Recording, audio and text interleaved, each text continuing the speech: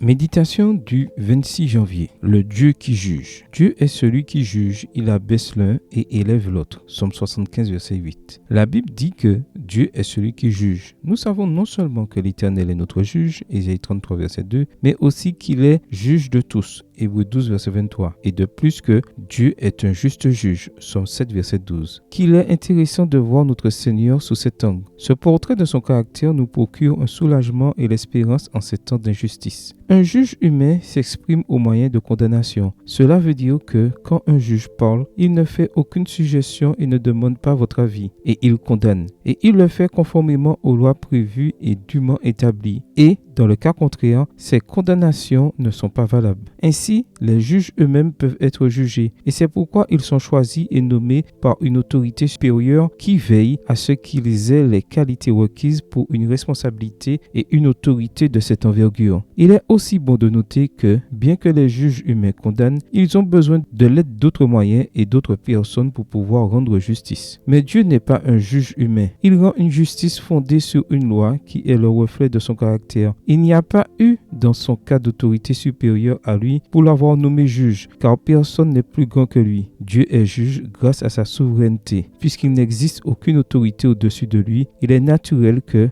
lorsqu'il parle d'une affaire, celle-ci est considérée comme dûment jugée. En lisant le psaume 75, nous voyons qu'il explique sur quelle base il assit son autorité pour juger avec droiture. Verset 3. Premièrement, il est proche des hommes puisqu'il connaît notre réalité. Verset 2. Deuxièmement, il a fait la terre et la soutient. Verset 4. Troisièmement, il a le contrôle absolu du temps et c'est pourquoi quand il juge, il le fait toujours au bon moment, même s'il peut nous sembler qu'il tarde. Verset 3. Quatrièmement, il a le contrôle des nations et des personnes. Versets 5 à 7 et verset 9. Il n'y a rien qu'il ne puisse pas faire. Verset 2. Quand Dieu se présente à nous en juge, il nous aide à comprendre que nous ne croissons pas lorsque nous contestons, discutons ou modifions ce qu'il a établi pour nous. Lorsqu'il abaisse l'un et élève l'autre, il fait ce qui est juste parce qu'il est le juge de tous. Faisons donc comme le psalmiste, parlons de lui aux autres, louons son nom en tout temps. Verset 10. Amen. Bonne journée à vous et que le Seigneur vous bénisse.